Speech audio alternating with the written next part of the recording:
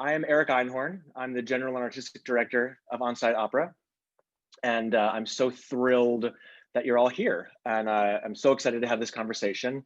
I'm joined on this call by Piper Gunnarsson, On-Site's Executive Director, Chris Staub, Director of Production, Pooja Saha, our Development and Operations Associate, and Geoff McDonald, our Music Director, who is a panelist. And so many members of our board and so many familiar faces and new faces. So welcome to everybody. Once again, we're so excited to see you all and to be able to have this conversation today in the midst of our diary production of The Beauty That Still Remains. And here we are with the second installment about the Diary of Virginia Woolf. And we have some amazing panelists and some conversation lined up. I invite you as we go to use the chat feed to put in any questions or thoughts you might have. We'll be monitoring that. And if the time is right to ask a question, insert a question at that moment, we'll weave it into the conversation. If not, there will be time at the very end for questions as well. So you don't need to save your questions for the end if you are so moved. Just put them in the chat feed and we will get to hopefully all of them, but certainly as many as we can. So here we go. So as I said, we are joined on this panel by Geoff McDonald, our music director, who, if you have been to on-site productions before, you have seen his artistry in action. And he's joining us from Aachen, Germany, where he lives with his family. We also on this panel have Vanessa Cariddi, who was the performer for the song cycle that you've all received or should be receiving if the Postal Service is being a little slow these days. I wish we could poke them along a little bit. But mezzo-soprano extraordinaire, Vanessa Cariddi, who has been heard on the stage of the Metropolitan Opera, New York City Opera, Seattle Opera, Sarasota Opera, Pittsburgh Opera, Bel Canto at Caramore, as well as internationally in Europe, Asia, and South America. Her performing resume spans the Baroque to contemporary composers and everything in between, and she is a frequent collaborator on new works. Some of the sort of the biggest new works in the opera scene in recent years, things like Nico Muhly's Dark Sisters, Goliot's Aina Damar, and Rufus Wainwright's Prima Donna, among many others. She's been a vocal fellow at Tanglewood and was a young artist at Opera Theatre St. Louis and is a grad of Manhattan School of Music. Welcome, Vanessa. Thank you so much, Eric. I'm so happy to be here. Excellent.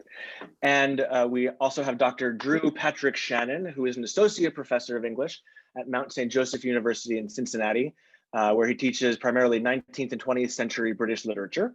He also currently serves, and I believe is finishing out his tenure as the historian and bibliographer of the International Virginia Woolf Society, and was the host of the 29th Annual International Conference on Virginia Woolf. He's also at work on a book entitled The Deep Old Desk, a biography of the Diary of Virginia Woolf. Welcome, Drew. Thank you. Great to be here. And Drew is also, for those of you who've received the materials for the performance, Drew was the author of the essay included in the materials, which was a fascinating essay that hopefully gave you a lot of interesting context. So let's start with why we're here. We're here because of the Diary of Virginia Woolf. Drew, if you could kick us off with explaining what's so important about Virginia Woolf's diary. Oh, big question. It's important for a number of reasons. Quentin Bell, who was Virginia Woolf's nephew, said that he considered it one of the most important diaries of the 20th century. And I think he was correct. For those of you who know something about Virginia Woolf, she was sort of at the center of the Bloomsbury Group, which was a group of artists and intellectuals and writers and painters. And her diary is such a document of those years and of the people she encountered. And she seemed to know everyone. She was one of those people who was at the center of literary London. So when you read her diary, you're constantly getting references to, last night I had dinner with William Butler Yeats, and today I bumped into T.S. Eliot on the street. I mean, it's full of, you would call it name dropping now, but I mean, she was just at the center of this constellation of talent. And apart from that, apart from the sort of the human interest of it, you also have a portrait of an artist at work. And the diary has been mined for many, many years by Woolf scholars for the insight it provides into the composition of her novels, especially.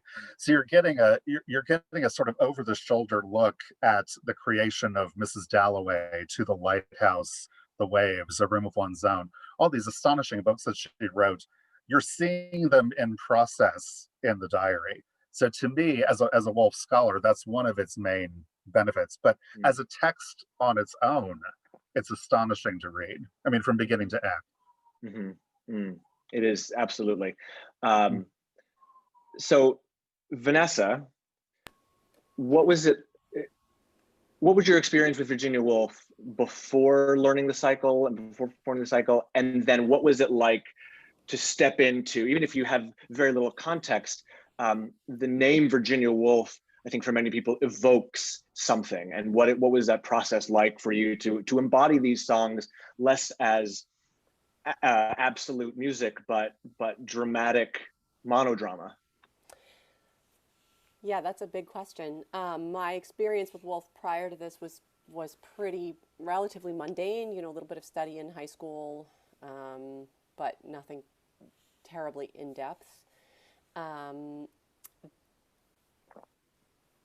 I think a lot of what I associate with Virginia Woolf is the experience of being a woman in a man's world, of struggling with depression. You know, these are all things that many of us can relate to, and perhaps even more so in 2020. You know, for me, the process was interesting during this time. Shall I go into that a little bit of getting ready for this? So normally, under normal circumstances, I would do a lot of research before getting ready to perform something, and I would say, you know, 75% of the research that you do as a singer, getting ready for a role or a song cycle, a lot of it gets like left on the cutting room floor, so to speak, because at the end of the day, what you are bringing to life, what you're charged with bringing to life, is what's on the score. And so the composer has already done a lot of that work for you, in the sense that while you, of course, bring your own experiences to everything, and you know, any sort of historical research that you do might inform some of the choices that you make at the end of the day, you are bound to bring the composer's work to life, right? So under normal circumstances, I would have done a lot more of that research. This time I didn't do as much of that sort of historical research because I am home with a 5-year-old who's doing Zoom kindergarten. My husband is an essential worker, and so he's gone from about 7 o'clock in the morning till 8 o'clock at night most days. I didn't have any voice lessons, and I didn't have any coachings, and I hadn't really done much singing since March. So my primary goal was to really sit with whatever was on the score and just try to think about how it related to the very present, immediate experience that we're all going through. And I know one of the things that you and I, Eric, talked about a lot in the rehearsals was, you know, for me, the song War, which talks about how all the normal things she's used to doing are just kind of gone, and what season even is it, and is tomorrow even gonna come, was so salient to my experience being in New York City during a pandemic. I know many people who have died. I myself was very, very sick in March and April with COVID. You know, and just I spent much of the summer also pretty sick, so the summer really passed in like a blur for me.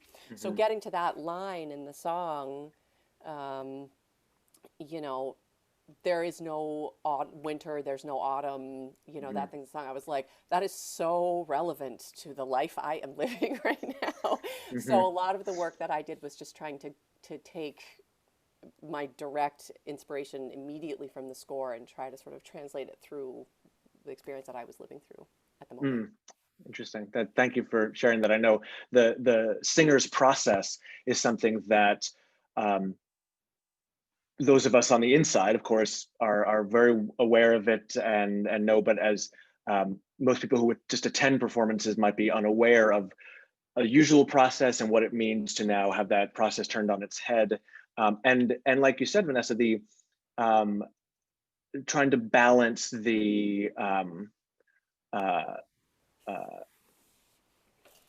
art making with the more kind of mundane things about life, which you have to homeschool a 5-year-old, you have to do the dishes, you have to do whatever, and much like appears, and that's what I found to be so incredible about Virginia Woolf's diary, is that it mixes the mundane and as Drew mentioned, it gives insight to the writing of these great masterworks of literature, in addition to what I'm making for dinner.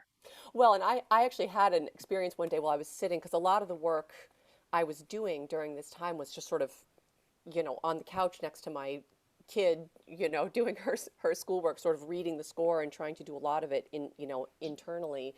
And I got to that line, it's time to cook dinner, and you know, we're going to have haddock and sausage meat, right? And I was like, oh God, what time is it? It's time for me to make dinner for my child, right? And I sort of put the score hastily down and ran into the kitchen and made dinner. So it was a really, really interesting working on it during this, you know, particular time. I saw a question come up, someone asking if I had ever done Argento's music before, and the answer is no. This was my very first experience with this, and I loved this. I loved singing this cycle so much. It's a beautiful, beautiful piece. Your performance is stunning. Oh, well, thank you. Now, to your point, Vanessa, about even under these circumstances having to rely heavily on what Argento puts on the page, and stylistically what that does. Jeff, I want to turn it over to you and just invite you to talk a little bit about stylistically what this cycle offers internally, sort of song to song, and then anything you might have to offer about Argento's greater style. I mean, for those frequent on-site patrons, the last time we did Dominic Argento was several years ago when we did his Miss Havisham's Wedding Night, another female monodrama of a very different tack, but certainly literary, strong female character for sure. So I'd love, I think, any or all of those things, Jeff. Sure. So I think, you know, maybe starting at the highest altitude for the music of Dominic Argento, he's really one of the major contributors to the 20th century American song and opera literature. And this piece, I think, so far as it goes, is a pretty great, you know, introduction or cross-section of the kind of music that one can expect from him. And what that means specifically is very often a free play of styles that are recognizable on the surface from moment to moment, but can be used in very unexpected ways. He had no orthodoxies with respect to compositional schools or things. You know, he wasn't bogged down by, do I have to write a 12-tone piece, or am I you know, a devoted serialist or bitonalist or whatever ism you want to recruit to describe any 20th century musical style. He was really, you know, freewheeling in that way. And I think to his great credit, you know, when you think of the composers who successfully navigated the often very thorny politics of tonality and whatever culture, classical music's place in it, in popular culture, relevance, whatever you want to, however you want to look at it, he didn't seem to be daunted by some of the politics and choice making that had to happen, particularly in, the 60s and 70s and, in the post-war period. And in that, he reminds one, I think, both musically and temperamentally of Benjamin Britten. I would think that is one of the first reference points for people who maybe are 20th century music enthusiasts, but don't know his music very well. And so how does that make itself manifest? One would be, and I think Vanessa could probably give ample and eloquent testimony to how difficult pieces like Argento's are that represent on the surface a kind of tuneful, manageably lyrical, sounds beautiful, but weird in a way because things don't quite line up. Harmonies seem to drift like objects by, and you kind of, just as you grab one, another one comes to distract you. For us as a listener, I think the language I can use is respectful enough for this polite discourse. So I'll try, if Vanessa will give me the dispensation to briefly do so, I will speak for her as translator. It's really freaking hard to sing in one key, however tunefully the music you're responsible for, when you're being assailed on all sides by other kinds of musical stuff. And that is really that's the banner that this music flies under. And it's part of what makes it so interesting, but it is also correspondingly makes it very, very tricky. I had, I'm trying to remember which song it was now, but I had one of the songs where I actually bought a second copy of the music because I was like, this has to be a misprint. This voice line and this piano line don't belong together. It's a mistake. It has to be wrong. You're in trust but verify mode. Yes, amazing. I want to tease out for everyone here to join us for our next panel, which will be with composer Juliana Hall, who I just saw is on the call today. Hi, Juliana. Very excited to talk about World Turned Upside Down, the cycle based on Anne Frank's text. But Juliana was also a student of Dominic Argento's.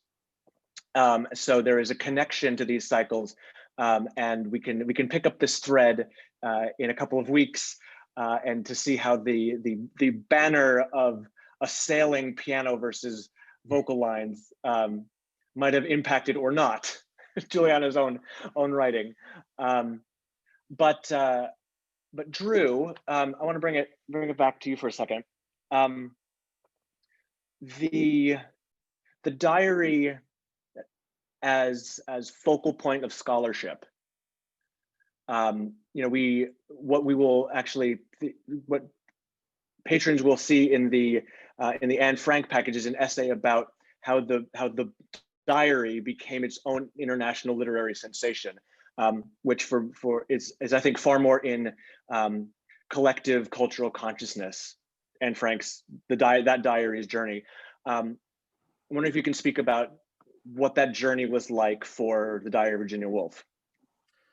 Sure. The Woolf's diary really did not get a tremendous amount of academic attention until really in some ways the last decade. There were scattered conference papers, presentations on it, say in the 1990s. But we also need to remember it was not published in its entirety until 1990. That was when the last volume of it came out. So it's only been in the last couple of decades that scholars have been able to assess it as a whole. We're very, very lucky, by the way, that it is available in its entirety. Unlike other writers of her era, there aren't any gaps except for one diary that we believe is missing from 1896, I believe. Other than that, we have everything. But it's only been in recent years that people have started to look at it as a piece of life writing in and of itself, sort of not detached from the work that was published in her lifetime, but as its own entity. So it's a fairly new field of study, actually. Yeah, there are a few books out on it at the moment, but those are all in the last couple of years. And was it that gap in scholarship around the diary that drew you to it? Partly, I started working on it when I was a graduate student, and also I've just had a lifelong interest in diaries. I've always kept one. I've always liked reading people's published diaries, and I also teach a course in diary writing at my university. So it's always been, because diaries are such odd things. Those of you who keep diaries, who are you writing for? Who are you writing to? I should listen to my terrible grammar. To whom are you writing? Uh, uh, it's a really interesting question, because you can't write so much as a post-it note without it having some object. The post-it note saying, get milk on the way home, is to your future self. So is a diary always to your future self, or is it to posterity, or is it to a perceived audience apart from yourself? Who are you? Where is this going? Where is all this writing going? And it's a question that Woolf asks herself over and over and over again in her diary, without ever coming to a particular conclusion. And I don't think any of us can probably do that either, if we're honest with ourselves. And so that fascinates me. That it's a form of writing that would seem to have multiple purposes, but also most diary writers have an inability to nail down what that purpose exactly is. So I'm fascinated by that. But more specifically, as you had let me in on the secret when we last spoke, was that she didn't want, this wasn't for anybody. This was, she actually didn't want it to get out. Is that true? Well, that's complicated. I have to backpedal for a second and say that in many ways, writing about Woolf's diary and going to the Berg collection at the New York Public Library and working with the original manuscripts, it's something I feel I have very conflicted feelings about, because if we are to assume that the last words Virginia Woolf ever wrote in her life was the last sentence of her suicide note, if we are to assume that those are the last words she wrote in her life, which it's fair to assume that, then the last sentence she wrote in her life was, "Will you destroy all my papers?" And that was a letter that was to her husband. All right, he didn't destroy all of her papers. He didn't destroy any, to our knowledge. And I maintain that Virginia Woolf knew her husband Leonard well enough to know that he was incapable of burning a single piece of paper that she had written on. I don't think he was capable of it, and I also think she knew that. She had been planning her suicide for some time, as far as we know, and I still maintain that if she really had wanted to destroy all of her private papers, she would have done so herself. Now, that could be me just telling myself that so I feel better about looking at her private papers in a public library. That could be how I'm talking to myself. But I stand by it, and because I sort of have to in order to write this book. But I do feel that there is a question throughout the diary over many, many years where she's wondering what will happen to this diary once she dies. She does, in fact, at one point say, Leonard could make a small book out of these and then burn the rest. She actually says burn the body, which is an interesting choice of words, which he did, in fact, do. He published a small collection called A Writer's Diary, which I wrote about in the piece, which is here, an old copy of it. But there's also the sense that she, from internal evidence, I think you can tell that she did posit a future reader, in that she would sometimes spell things out, but I don't think you would need to spell out if you were the sole audience of your own work. In other words, she would say things like, my father, Sir Leslie Stephen, used to say to me, and you think, do you need to spell out your father's whole name and his title? Tiny bits like that make me wonder. You sort of say, well, who are you writing to if you're writing that way? Right. Yeah, so there's a question of audience throughout the entire diary, and there is no definitive answer to that question. Yeah, interesting. But I choose to believe that she herself, had she lived, probably would have done something with this material. I just don't know what. and neither did she. Sure. But it was that single the single volume that was published by her husband that was the only resource available to Argento. Yes. And so the addendum to Argento's own titling of the songs, in fact, the entry that is the final entry in a writer's diary is not actually, which is called last entry in the song cycle, is not Virginia Woolf's final diary entry. It's not her last entry. Right. So a little bit of continued amendment and interesting about the resources that we imagine to be fully available just were not. And yeah. And Argento couldn't have known that. Right. He did because they hadn't been published yet in their entirety. Right.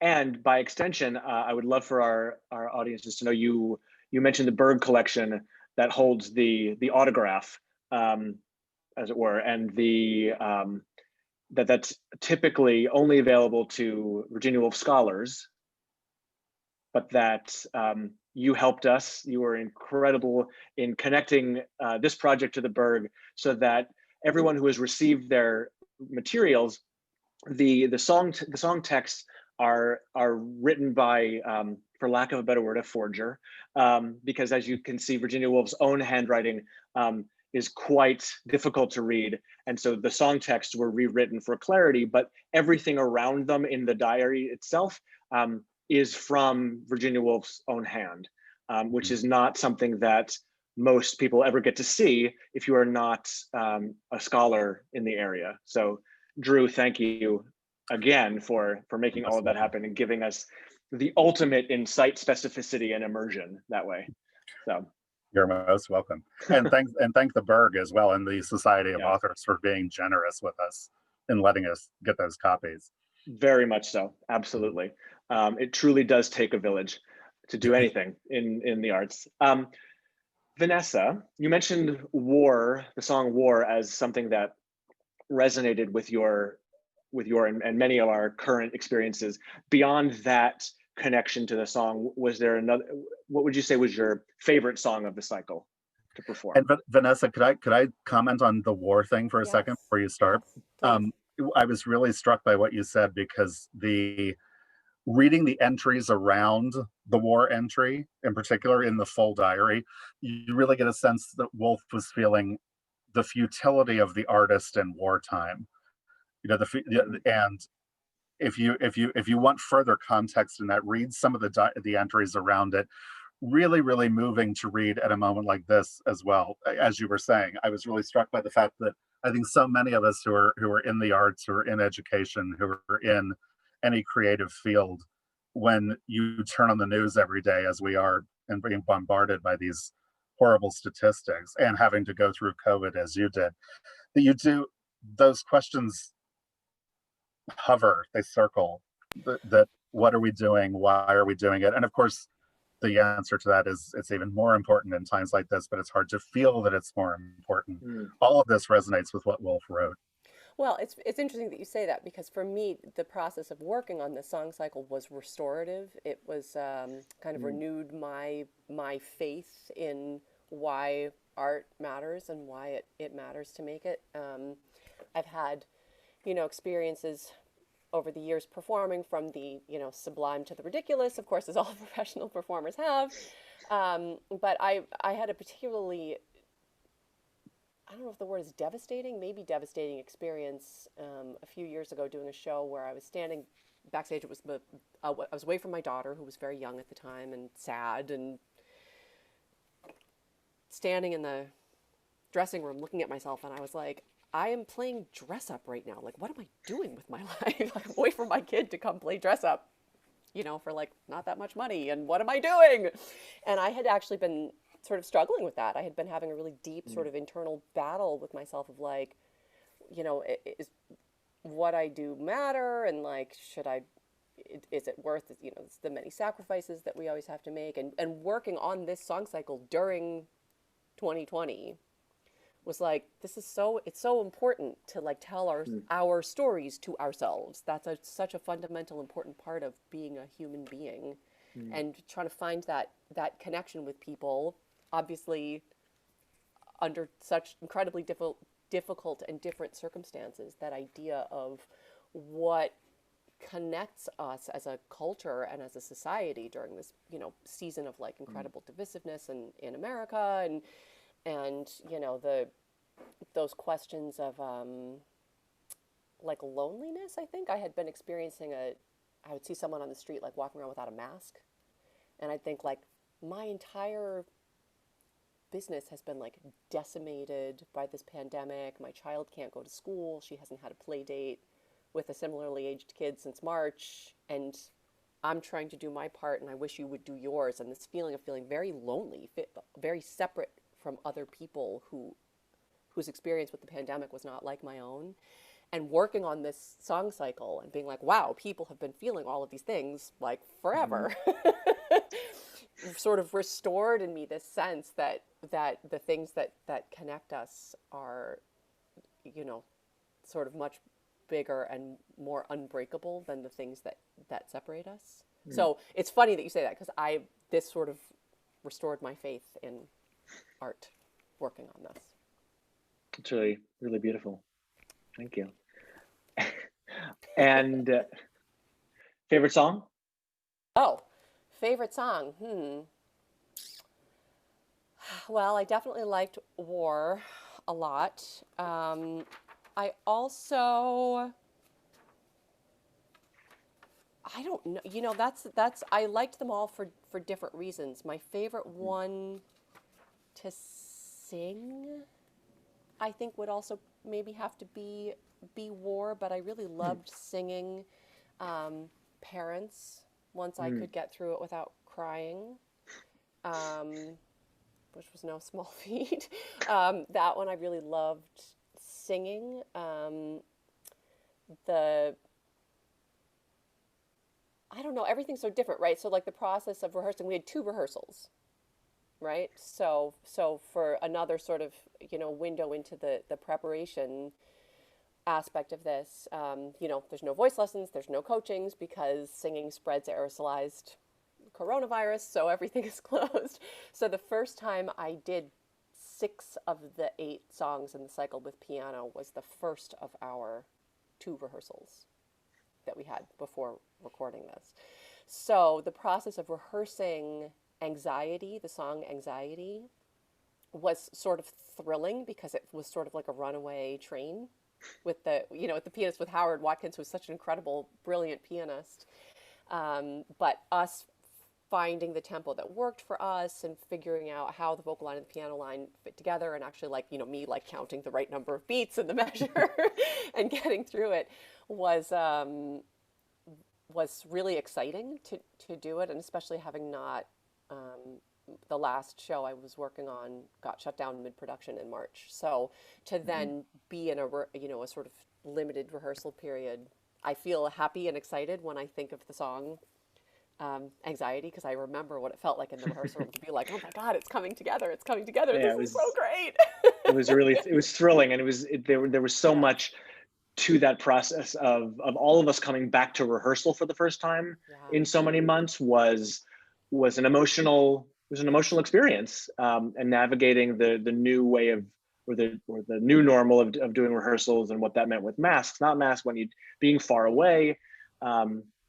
You spoke a little bit about your own experience with COVID, Vanessa, and what was that recovery like from a vocal standpoint, in terms of how it affected vocal production for you, and then heading into rehearsals that were not only truncated, but didn't allow for the typical lead up of voice lessons and coachings? Right. So yeah, I was pretty sick. I did not ever have to be hospitalized, which is good. But I had a fever for 20 days, and I was bedridden for a little less than a week, and really was not myself again until like mid-August. I hesitate to adopt the label like long hauler, because my long-term symptoms were relatively mild as far as things go, but just crippling fatigue. I was really pretty sick.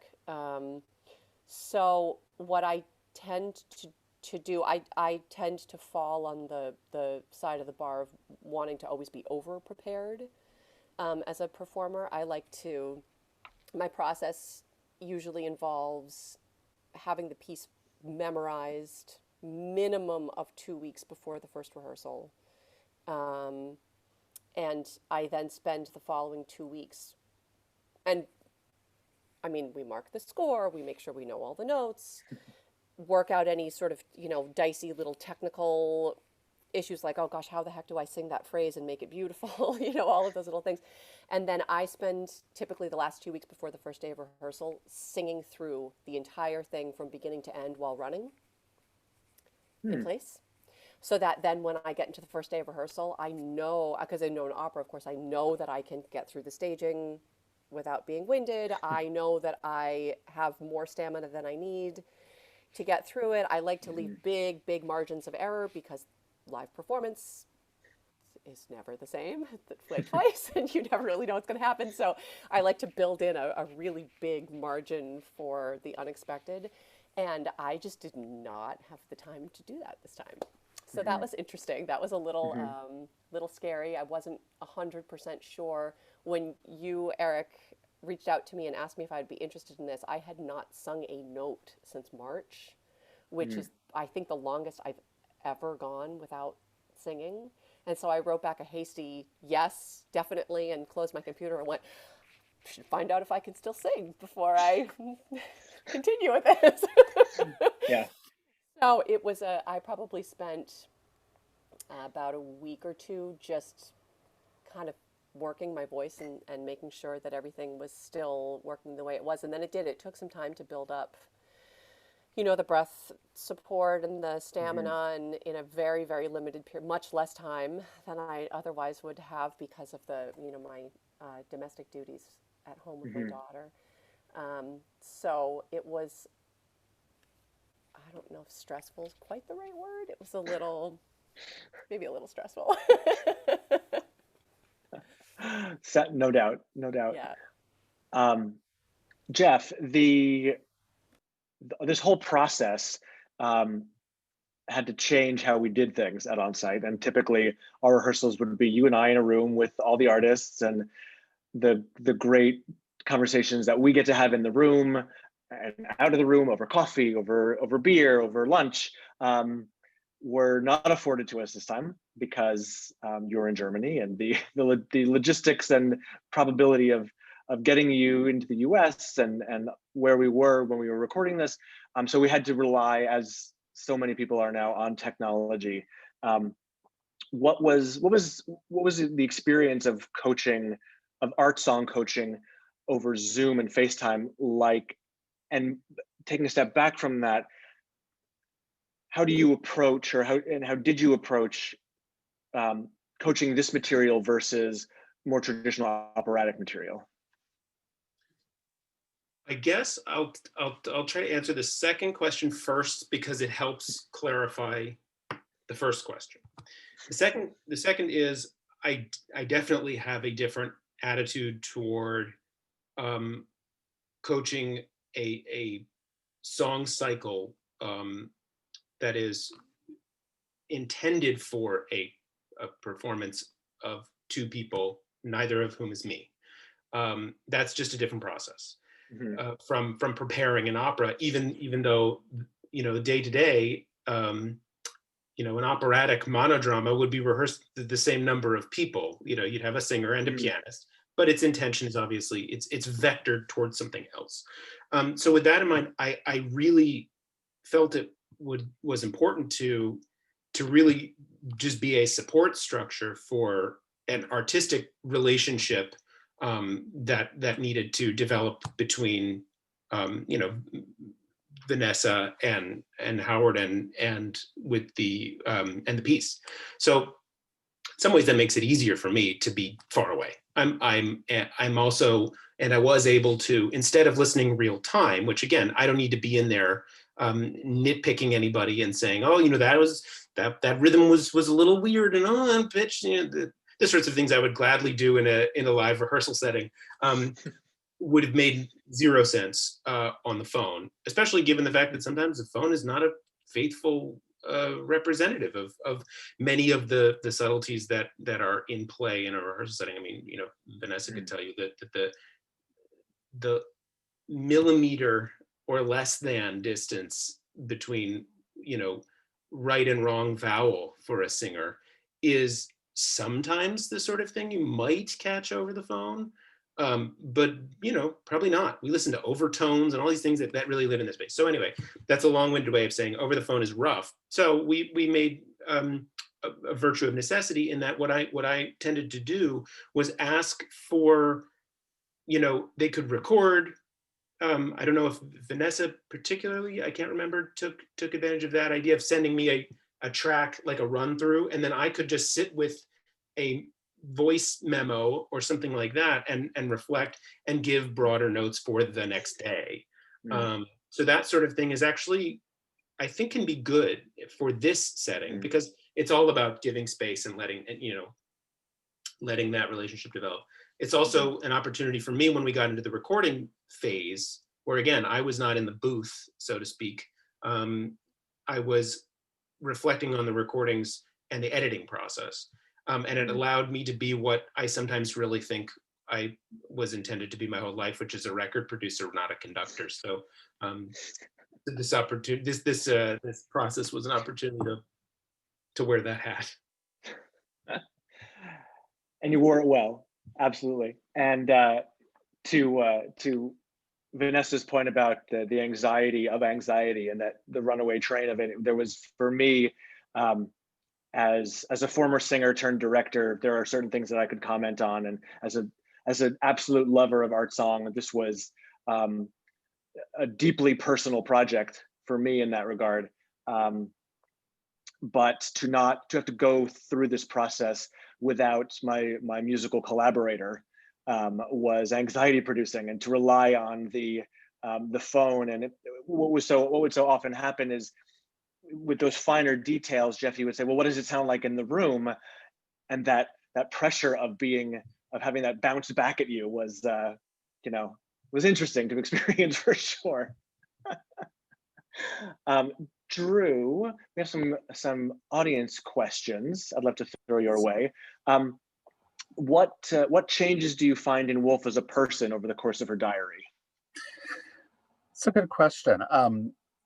You see her, the publication history of her work is strange. If you had been reading her diaries as they were published, you read the diaries of her maturity before you read her youthful diaries. They were published out of sequence. But if you read them in order, which is the way I would recommend to read it, you see a young woman who is striving to become a writer. The title of the first volume is A Passionate Apprentice, which is a beautiful title for that.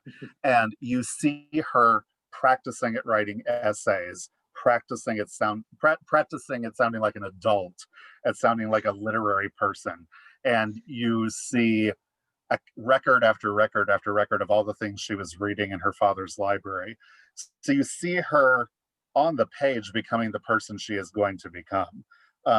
As Mitchell Liaska said in the intro to that first volume, he said, she begins this book as Virginia Stephen and ends it as Virginia Woolf. In a sense, just this idea that she becomes the person who will be famous. And throughout the diary, you see her becoming at ease with herself as well, which is what many people use a diary for, just self-analysis, self-exploration. You see her using the diary to those ends more frequently. You see her doing a lot of self-analysis. And it is interesting, by the way, that Virginia and Leonard were the first people to publish Freud in English, although she was never psychoanalyzed herself. It is fascinating to watch the arc of her personality change as the diary goes on. And of course, when she kills herself in 1941, those last 2 years of her life had been pretty excruciating because of the war. And she was married to a Jew. She knew that she and her husband were on Hitler's blacklist, to be arrested in the event of a Nazi invasion, which looked pretty likely for quite some time. And so the last 2 years of her life make for some pretty hard reading, because she was depressed, and quite rightly so. And but I'm drifting away from the person's question, but you really do see, since we're covering decades of her life, you really do see the development of a personality and a woman becoming more and more assured of her gifts as well. One thing I didn't mention earlier is that I'm guessing we have a lot of artists and musicians and singers and painters and writers in this room. And her diary is an amazing thing for any artist to read, for the simple reason that you see an artist dealing with self-doubt throughout the diary. My favorite example is somewhere around 1923, 1924, she laments in her diary, "I am a failure as a writer. I can't do anything that I'm trying to do." Mind you, she is in the middle of writing Mrs. Dalloway when she says, "I am a failure as a writer." She is seriously in the middle of writing one of the best novels of the 20th century and thinks it's trash. And that is so reassuring to any artist, that even Virginia Woolf thought what she was doing was terrible. And I take any creative writer, any artist, I think, should read Woolf's diary for that reason, because I think that it was the question that you asked Vanessa, what do you think of when you think of Virginia Woolf? I think so many people see her as this gigantic figure, as this, in many ways, the most important woman writer of the 20th century. Seriously, one of the most important writers, period, but certainly the preeminent female modernist writer of the 20th century. And to read her self-doubt is so deeply reassuring. And it also brings her down to human scale and makes you feel a kind of comradeship with her. It's really wonderful. Yeah. Beautiful. Another question from the audience. What was Woolf's relationship with music, if she had one? She loved music. She did not play any instruments. She took piano lessons as a child and hated it and abandoned them fairly quickly. She and her sister used to dread the music mistress, as they called her, coming to the house to teach them. So she did not play any instrument. They were a decidedly non-musical family. They were an artistic family, but not musical in any ability to play themselves. But she listened to music constantly. She was always going to concerts. She and Leonard had a pretty extensive phonograph collection. And Leonard Woolf was so meticulous that he kept records of not only all the records they had, but when each record had been played and the date on which they had played it. So he in particular was meticulous. She would sometimes, the main instance I remember of her listening to music while she was writing was when she was writing The Waves, which is her most poetic novel.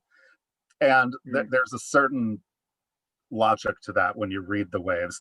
Another thing about her writing practice, and this doesn't tie in directly to music, but I think it's allied, is that she wrote in a letter to Vita Sackville-West that the way she composed was that she felt a rhythm building in her mind, and she said it formed a wave in the mind, and that if you get the proper rhythm, you cannot use the wrong words, because you have to find the words to fit the rhythm.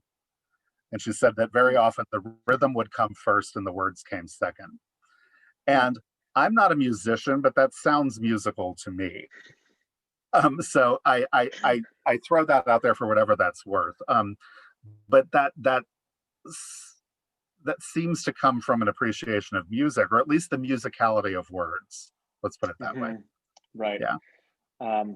That's a sentiment I'm going to take to our next panel. And Juliana, I'm going to ask you that question. I'm going to frame this question for you when we talk in a couple of weeks. So you've been warned. There's an earlier question about when and how was the recording made.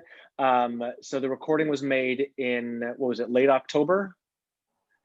We met, as Vanessa said, we had 2 days of studio rehearsals where it was us in our rehearsal studio in Manhattan, and then we had essentially 1 day per song cycle in Merkin Hall on the Upper West Side, or 2 song cycles in 1 day, or 2 song cycles, a cycle and a half, so that Vanessa was also featured on the Janacek Diary of One Who Vanished, brilliantly playing Zevka, the love interest.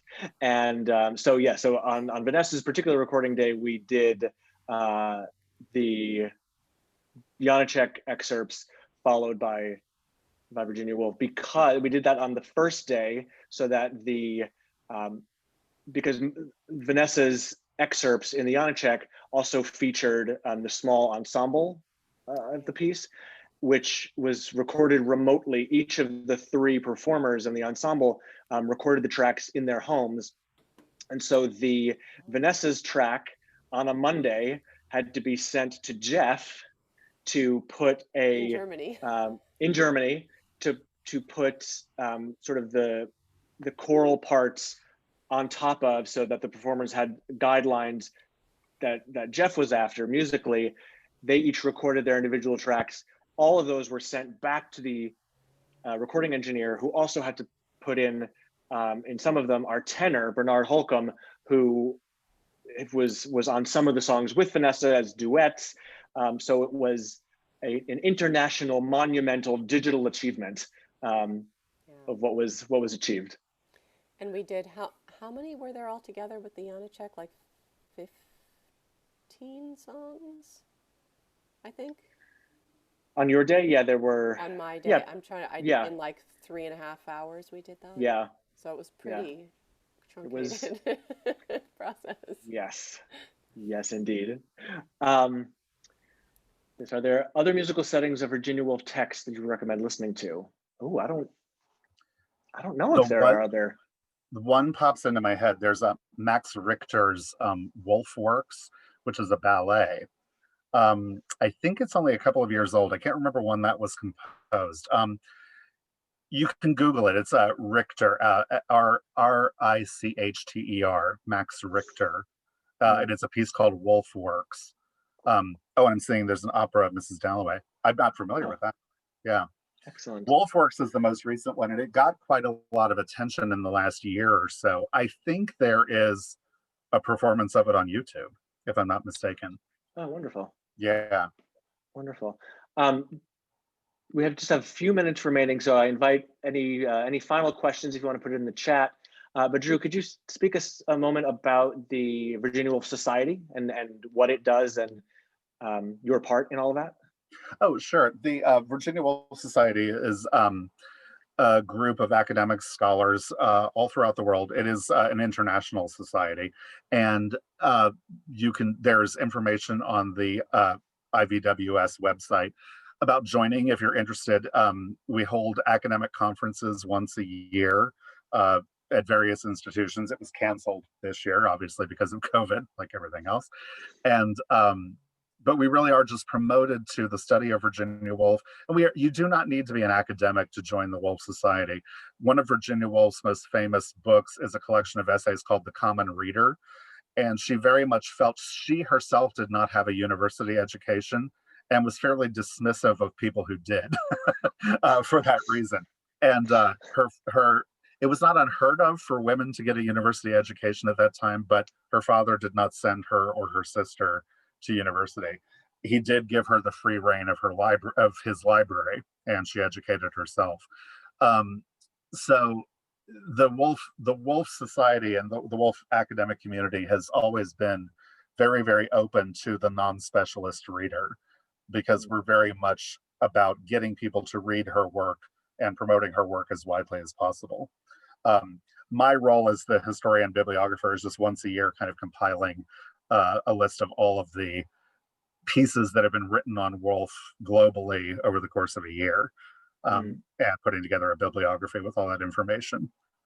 The Woolf Society website is going to be undergoing a facelift fairly soon, which it needs. So check that out if you're interested in joining. Wonderful. Another audience question. One of the early reviews of Mrs. Dalloway likens it to jazz. Did she and Leonard listen to jazz? Fairly minimally, as far as I know. It's interesting. I haven't really thought about that question. She certainly would have been exposed to it, but in their household, their record collection was primarily classical. So the bulk of their music would have been classical music. She certainly would have heard jazz, but I don't think it would have been her preferred method, her preferred genre.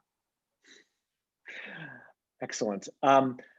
And just as a way of wrapping up, if one didn't have any exposure to Virginia Woolf's work, if one wanted to begin a journey of diving in, is there a place you recommend people start? Oh God. If you ask any Virginia Woolf person, you will get a different answer, I think, for probably every Woolf scholar. My first reaction is to say A Room of One's Own, her 1929 essay, which really lays out the primary tenets of her feminism.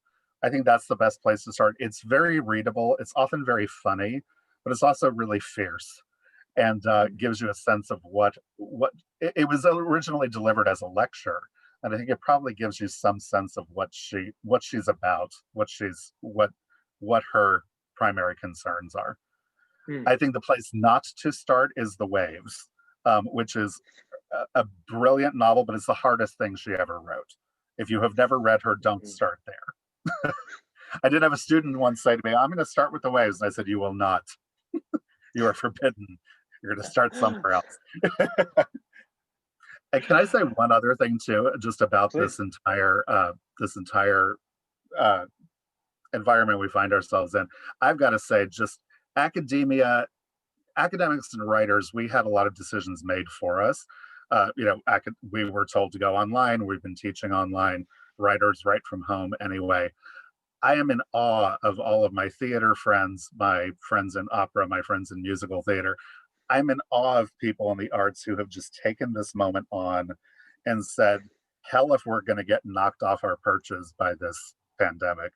I applaud what all of you are doing so much. It makes me feel very hopeful that there are people like you who are doing this kind of work and taking this challenge on and getting creative about it. I just had to say that. I'm very impressed by it.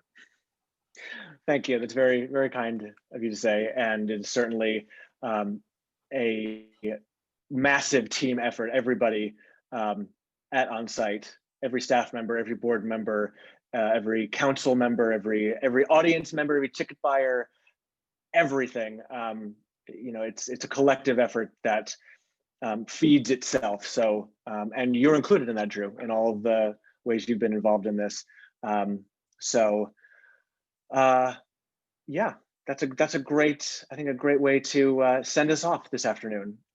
Thank you all for joining us. Thank you, Vanessa.